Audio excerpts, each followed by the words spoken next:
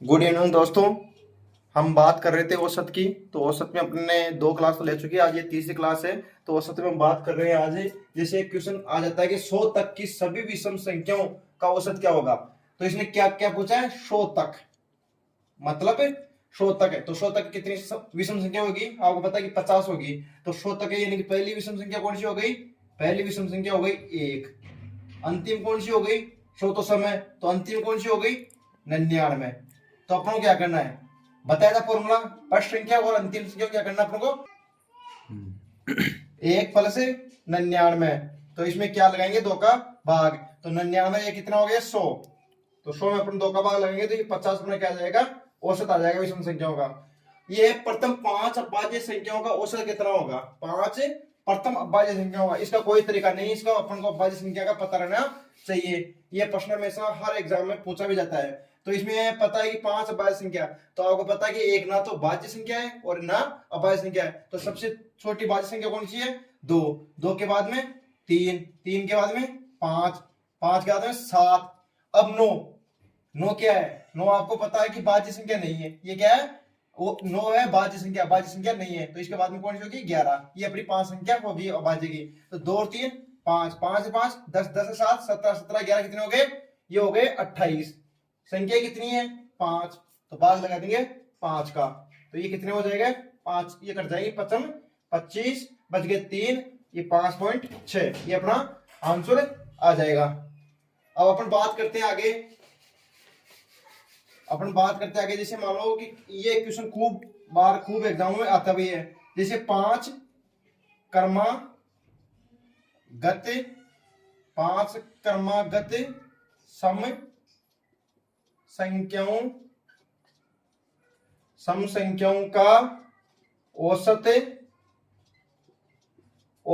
68 है। कितना है 68 है। और वो पूछेगा कि इनमें से सबसे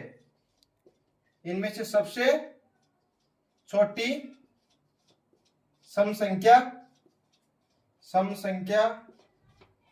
कौन सी होगी। तो इसने पूछा क्या है, 5 क्रमागत सम संख्याओं का औसत है। तो जैसे अपन मान लेते हैं कि ए बी सी डी और ई, ये 5 सम संख्या होगी। मान लो ये 5 हो गई। तो इसने क्या देखा है, 5 क्रमागत सम संख्याओं का औसत 68 है। तो अपन को क्या करना है, जो औसत देता है ना उसको अपन को मिडिल में रखना है। जैसे अपन रख दिया सी, यानी यहाँ पे रख दिया अपना को 68 को यहाँ रख दिया।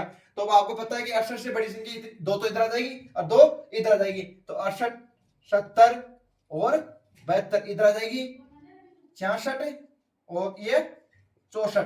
तो इसने पूछा क्या है, सबसे छोटी संख्या। तो सबसे छोटी संख्या कौन सी हो जाएगी अपनी 64। और ये पूछ ले कि बड़ी कौन सी होगी, तो बड़ी संख्या हो जाएगी अपनी 72। ऐसे प्रश्न एग्जाम में काफी बार पूछे जाते हैं। तो ये क्वेश्चन है, कई बार मिस्टेक हो जाती है। तो इसमें सीधा सा फॉर्मूला है, जो औसत देता है ना उसको मिडिल में ले लिया करो और 2 संख्या इधर लिख दो और 2 संख्या इधर लिख दो। ये नहीं कि अपन 68 के बाद गुणोत्तर लिख दे।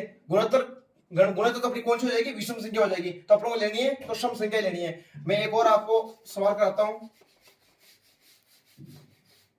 जैसे आ गया कि 4 क्रमागत सम संख्याओं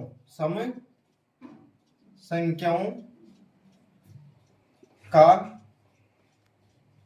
औसत 53 है। कितना है 53 है। तो इसमें पूछ रहा है, ये मान लो सबसे बड़ी संख्या कौन सी, सबसे बड़ी संख्या कौन सी होगी। अब आप सोच रहे हो कि क्वेश्चन तो सम का है या विषम का, ये आंसर आ रहा है। तो कभी कभी ऐसे क्वेश्चन आते हैं कि उसमें विषम का आंसर हो जाता है। जैसे अपने इसमें ले रहे हैं, इसने पूछा 4 क्रमागत सम संख्याओं का। तो अपन को पता है कि 53 क्या है, एक विषम संख्या है। तो 53 को अपन क्या करेंगे कि मिडिल में ले लेंगे। इसको 53 में क्या ले लेंगे, इसको मिडिल में ले लेंगे। तो 53 से अपन बड़ी संख्या लेते हैं। तो 54 क्या है, ये सम संख्या आ गई। 54 से बड़ी संख्या कौन सी है, ये हो गई 56। ठीक है, इधर लेते हैं तो इधर हो गई 52 और ये हो गई 50। इसने पूछा क्या एक प्रश्न में, बड़ी संख्या कौन सी होगी। तो बड़ी संख्या कौन सी होगी इसमें 56। अब आप देखोगे कि इनका औसत 53 कैसे आएगा। तो मैं आपको बता देता हूँ, 50 और 52 और 54 और 56 को अपन जोड़ते हैं। तो 50 प्लस 52 प्लस 54 प्लस 56, इनको जोड़ते हैं अपने। तो 6 4 10 और 2 12, ये 12 लिख दिया अपन ने यहाँ पे। एक आंसर लगी 6 6 5 11 11 5 16 16 5 21, ये कितने आ गए 212। संख्या कितनी है 1 2 3 4। अब हमने इस 4 का भाग देके चेक करते हैं। 4 पंजो 20, यहाँ कितना बच गया 1, तो 4 3 12, ये क्या आ गया अपना 53 औसत। तो कभी आप कंफ्यूज मत होना कि सम संख्याओं का औसत भी विषम में आ जाता है कभी कभी। तो ये आपको सोचने लायक बात है, क्योंकि ये प्रश्न हमेशा है ना ऐसे एग्जाम में पूछे जाते हैं, सीधा सा प्रश्न देके और सीधा पूछ लेते हैं। अब जैसे मान लो कल एक क्वेश्चन मैंने आपको कराया था कि 3 के 5 गुणजों का औसत कितना होगा। 3 के 5 गुणजों औसत कितना होगा। तो आपको पता है कि पहला गुणज कौन सा हो जाएगा 3, ये 3 हो गया। अब ये दूसरा गुणज हो गया 6 और 3 का 5 पूछ रहा है, तो 3 पंचों कितना हो गई ये 15। तो लास्ट की संख्या अपनी कौन सी हो जाएगी 15। मैंने आपको बताया था कि अंतिम संख्या और प्रश्न संख्या को अपन जोड़ देंगे, तो 15 प्लस 3 ये कितने हो गए 18, ये हो गए 18। संख्या कितने पूछी है इसने 5, 3 के 5 गुण, यानी 5 संख्या होगी। तो इसको हम अपना 5 का भाग लगेंगे, तो 5 3 15 बच गए 3, और 5 का 3 से अपना क्या आ जाएगा ये औसत आ जाएगा। अब इसमें अपने कल और जैसे कि इसमें क्वेश्चन आता है कि 2 संख्याओं का औसत इतना है, 3 संख्याओं इतना है, फिर फाइनल में 5 संख्याओं औसत कितना होगा, ये अपने कल इसमें डिटेल से और चर्चा करेंगे। और तब अपना चैनल को सभी सब्सक्राइब और शेयर जरूर करें, और कल इसकी आगे और क्लास लेंगे। तब तक के लिए धन्यवाद।